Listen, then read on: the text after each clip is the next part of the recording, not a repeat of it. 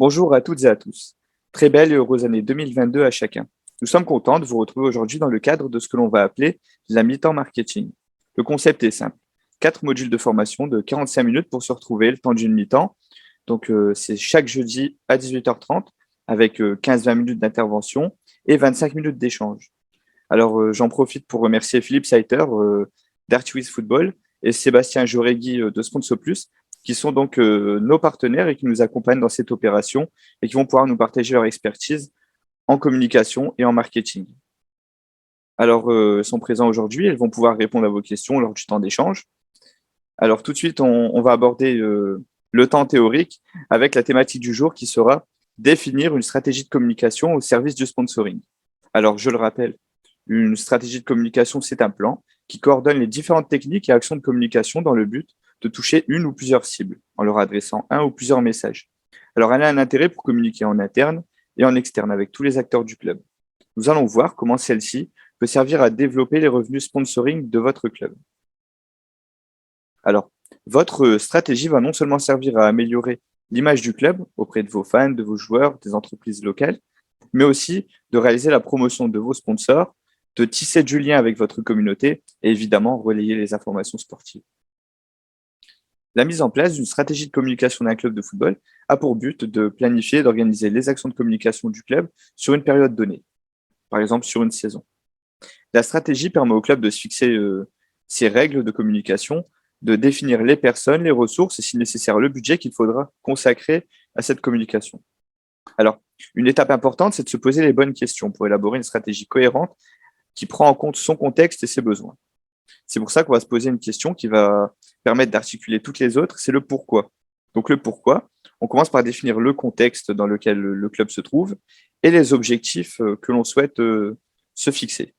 Alors qui désigne le public cible, donc les personnes à qui on souhaite adresser nos messages. Quoi, c'est les messages en question. Et le comment, ça désigne les outils, les canaux de diffusion et les ressources que le club va devoir mettre en place pour parvenir à ces objectifs.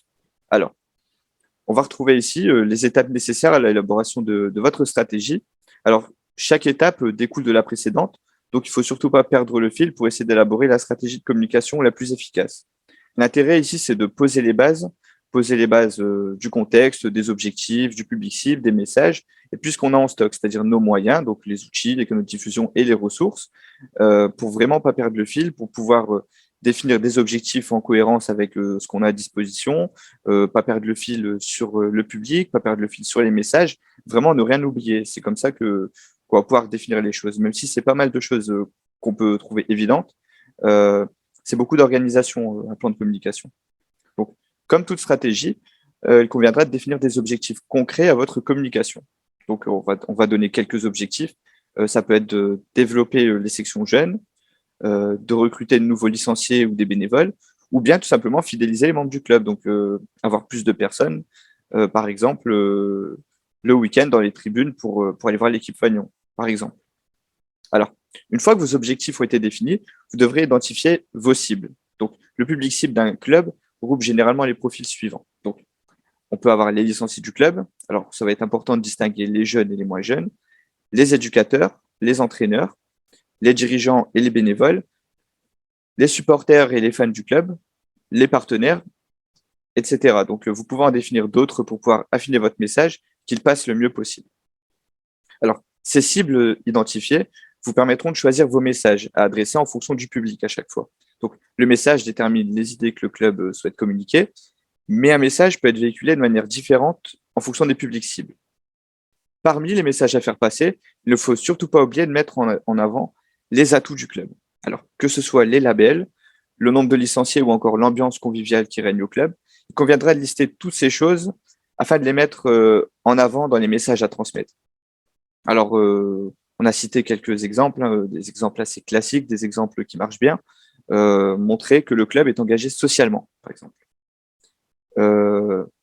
Montrer que le club accompagne les jeunes.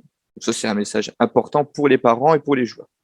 Et puis, montrer globalement que le club reste dynamique. Donc, c'est assez utile pour les sponsors et l'extérieur de voir de temps en temps des articles dans le journal, de voir que sur la page Facebook, eh bien, elle est fournie, qu'il se passe pas mal de choses, qu'il y a des événements qui sont mis en place, des événements qui ont un impact sur le plan pédagogique, sur le plan écologique, sur le plan social, avec pas mal d'actions. On le voit tout le temps quand des clubs mettent en place des actions. Et ben forcément, ça fait parler, ça donne une bonne image du football, ça met en avant ces valeurs qu'on aime dans le football. Les clubs disposent d'un large éventail de canaux et de supports de communication. Alors, on va les citer quand même. Les réseaux sociaux, alors on peut avoir Facebook, Instagram, plus récemment TikTok, et puis on retrouve aussi WhatsApp pour certaines équipes. On a aussi les sites internet des clubs. Alors ça, c'est pas développé chez tous les clubs, et globalement, bon, c'est mieux de l'avoir quand on a les moyens, parce qu'un site internet, c'est dur à approvisionner régulièrement, c'est du boulot. On a l'emailing et le courrier postal, et on a l'affichage et la panoptique au sein du club. Selon votre profil, vos connaissances des outils digitaux et votre budget, on vous propose quelques outils pour créer des documents. Alors, on distingue ici des outils pour les pros et des outils pour les novices. Donc, les outils pour les novices, c'est un peu des alternatives quand on n'est pas un pro de la suite Adobe ou alors quand on a des moyens un peu plus réduits, c'est-à-dire des moyens un peu plus réduits. Je parle ici de ressources humaines, donc si on a un peu moins de personnes pour travailler, si on doit faire les choses plus rapidement, si on a des contraintes, eh bien, on propose quand même des outils pour pouvoir faire les choses de manière gratuite, de manière rapide et de manière un peu simplifiée, on va dire. Donc. Alors, maintenant, venons-en à Artiwiz Football, donc, qui est un outil développé par la société Artiplanet, spécialement conçu pour le football. Donc, en 2 mots, c'est un outil de création de contenu qui fonctionne grâce à des modèles prédéfinis. Ainsi, il n'y a qu'à choisir son modèle et le personnaliser. Du côté de Pixlr, alors c'est une excellente alternative à Photoshop. Alors, elle dispose de moins de fonctionnalités, mais cet outil disponible gratuitement sur votre navigateur, donc il n'y a pas besoin de l'installer, vous permettra d'aller très vite et dispose de toutes les fonctions nécessaires à la création des contenus pour votre club. Remove Background, alors de la même façon que Pixlr, c'est un outil disponible sur votre navigateur qui est gratuit et qui permet de retirer les contours de vos photos de manière automatique. Donc c'est rapide, c'est efficace. Bon, on va faire quand même une liste des autres ressources graphiques. Alors, Canva est un outil qui sert à la création et la mise en page de documents génériques. Alors, c'est disponible directement sur votre navigateur Internet. Layout by Instagram sert à la création de visuels à partir de plusieurs photos. C'est une application mobile très simple d'utilisation. InShot est une bonne application dédiée au montage vidéo pour vos réseaux sociaux. Alors, ce qui est intéressant à relever, c'est qu'au sein d'un club, on n'a pas tous forcément les mêmes compétences. Donc, même si quelqu'un sait se servir de la suite Adobe, par exemple, les outils simples d'utilisation comme Canva, InShot et bien d'autres peuvent être utilisés pour les nouveaux membres de votre équipe communication pour pouvoir déléguer rapidement en attendant de former ces personnes à l'utilisation d'outils plus compliqués. Pour résumer, dans un premier temps, on définit les raisons et les objectifs de notre communication. Ensuite, on définit son audience cible. Le choix des messages vient juste après. On élabore ensuite notre plan de communication en prenant en compte les outils et les canaux de communication. Enfin, on y ajoutera une dernière étape qui est le pilotage et le développement de cette dernière. Donc, on y va tout de suite. Une fois que votre plan de communication est établi, l'étape suivante est l'évaluation de vos ressources et le suivi de l'évolution de votre communication. Nous n'allons pas parler de ressources financières ici, chez les clubs de football, on va plutôt parler des moyens humains et le temps que chacun peut consacrer à sa communication. Si vous êtes seul, il faudra bien organiser votre temps et planifier votre communication. Mais un effectif réduit impose bien souvent de revoir ses ambitions à la baisse. Alors, si nécessaire, n'hésitez pas à prendre des services civiques ou des stagiaires afin d'avoir une communication plus importante, dans le sens où vous pourrez plus facilement gérer votre site web, l'approvisionner, puisque ça prend pas mal de temps d'avoir un site web à jour, et puis ça vous permettra de multiplier les projets. Choisissez avec soin les outils et les compétences de votre communication. Cela va être important de trouver des alternatives simples, car des outils simples permettent une formation rapide et davantage de possibilités de déléguer à d'autres personnes du club. En ce qui concerne le pilotage de ces projets, eh bien, la mise en place d'un tableau de bord vous permettra de suivre l'évolution et l'impact de vos campagnes de communication, avec des indicateurs de résultats et des indicateurs de suivi. C'est pour cela qu'on va parler du suivi des résultats, avec des indicateurs pour comparer vos résultats d'une année à l'autre. Donc, des indicateurs, ça peut être le nombre d'abonnés gagnés sur les pages Facebook et Instagram en une année, le nombre de licenciés annuels par rapport à l'année précédente, le nombre de sponsors par rapport à l'année précédente encore une fois, ou les revenus du sponsoring toujours par rapport à l'année précédente. Alors, ce qui est intéressant, c'est qu'Artiwiz vous permet de donner un lien à chaque sponsor pour suivre les documents sur lesquels il figure. Maintenant, ce qu'on va faire, c'est mettre en application ce qu'on a vu précédemment, avec un exemple de plan de communication hebdomadaire qui qui fait le choix d'aborder une thématique par jour. Alors l'objectif, c'est de faire passer les messages d'un club tout en mettant nos actions au service du développement du sponsoring. Pour établir un plan de communication, il faut tenir compte de vos ressources en matière de staff, d'outils et de temps, afin de définir la fréquence de publication idéale pour votre club. Ici, ce qu'on propose, c'est un plan de communication hebdomadaire avec certains contenus changeant d'une semaine à l'autre, comme le focus qui permet d'alterner en fonction de vos contenus disponibles. Alors une fois, on aura le focus partenaire, la semaine suivante, ce sera le focus photo, etc. C'est ce qu'on va voir juste après. Sur chacun de ces contenus, il sera important d'y associer des sponsors pour les mettre en valeur. Alors, procéder de cette façon permet de quantifier votre offre auprès du partenaire, qui pourra se faire une idée de la visibilité ainsi apportée par votre club. Les partenaires n'ont pas tous la même implication au sein du club, de par leur rapport financier.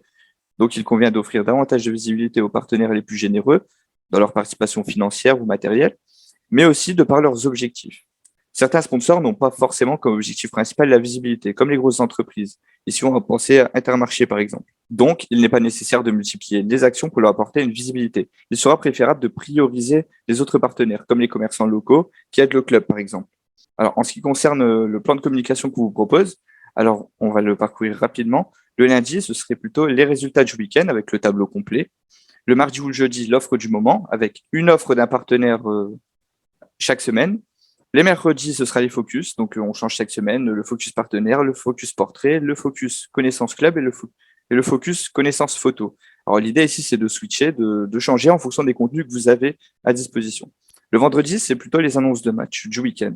Donc ici, les annonces de match, ça vous permettra de mettre en avant les sponsors aussi, et puis de communiquer évidemment, bon, comme vous le savez. Le samedi et le dimanche, on va plutôt aller sur les résultats, comme vous le savez. Alors, on va y aller en détail, on va regarder les visuels. Bon, vous voyez un visuel avec le lundi. Donc, le lundi, les résultats du week-end. C'est un document qui a été réalisé avec Archviz Football, donc en quelques minutes, assez rapidement. Et c'est des documents qui sont automatiques, c'est-à-dire qu'il vous suffit d'entrer les équipes adverses, d'écrire si c'est à domicile ou à l'extérieur. Et puis, vous pouvez indiquer les sponsors tout en bas. Donc, on peut imaginer que ça serait les sponsors principaux, puisqu'ici, on a un tableau complet, on est limité à 4 ou 5 sponsors pour ce visuel. Les mardis et les jeudis, ça sera plutôt l'offre du moment. Donc, on profite chaque semaine de mettre en avant une promotion d'un partenaire. Généralement, quand vous négociez des partenariats, le partenaire vous fait une offre pour essayer de ramener un peu de visibilité. Ici, on sait très bien que c'est pas forcément l'objectif principal, mais votre club, un club de football, a du potentiel avec le nombre de licenciés dans le club, d'acteurs dans le club qui sont assez conséquents. Donc, on essaie d'en profiter, on essaie de les mettre en avant. C'est une manière aussi de montrer aux partenaires qu'on joue le jeu et ça peut donner de bons résultats. Le mercredi, on part sur les focus, les fameux focus. Donc ici, on vous donne 2 exemples de focus. Donc on a le focus portrait, on a le focus photo. Mais vous pouvez aussi switcher avec le focus partenaire et le focus connaissance club. Ici, l'idée, c'est de mettre en avant à chaque fois un aspect du club en fonction des contenus que vous avez à disposition. Le vendredi, on part sur les annonces des matchs du week-end. Et ce qui va être important, c'est de définir un peu votre politique. Donc je sais qu'il y a des clubs, on le sait tous, qui choisissent plutôt du sponsoring par équipe, tandis que d'autres choisissent du sponsoring par club. Alors ici, si vous avez du sponsoring par équipe, les annonces des matchs, vous pouvez faire plusieurs visuels et y associer les sponsors à chaque fois par équipe. Alors que si c'est plutôt le sponsoring par club, vous choisissez de mettre en avant les partenaires et de cette manière, vous publiez vos visuels. Les samedis et les dimanches, on part sur les résultats du week-end, donc des visuels assez simples, réalisés encore une fois avec Archviz. Donc je vous laisse regarder et puis vous faire une idée de ce plan de communication. Alors, avec nos partenaires, on a fait le choix de créer un plan de communication sous forme d'un PDF éditable créé pour nos clubs, qui vous sera envoyé après la formation sous forme de fiches pratiques. Alors, l'idée dans ce PDF, c'est de pouvoir remplir vos objectifs, de suivre vraiment la méthode qu'on vous a proposée dans cette formation, dans ce petit webinaire. Alors, l'objectif, c'est de vous donner un document, une feuille de route qui reprend vraiment la méthodologie qu'on a vue durant ce webinaire. Je vous laisse regarder et vous le recevrez juste après cette formation. Alors moi, je tiens à vous remercier de votre attention. Je vous ai pris 15-20 minutes. Ça nous a permis de voir les composantes importantes pour réaliser un plan de communication complet. La prochaine formation portera sur les actions concrètes pour mettre en valeur vos sponsors. On va passer maintenant au temps d'échange. Alors, on a Stéphane Haïli qui est présent dans la formation. Pour Sponsor Plus, on a Sébastien Joregui et pour Archviz Football, on a Philippe Saiter qui seront présents pour ce moment d'interaction. Donc, on va y aller maintenant. On se rejoint sur le lien Zoom qu'on va vous envoyer et on se retrouve pour discuter. Allez, à tout de suite.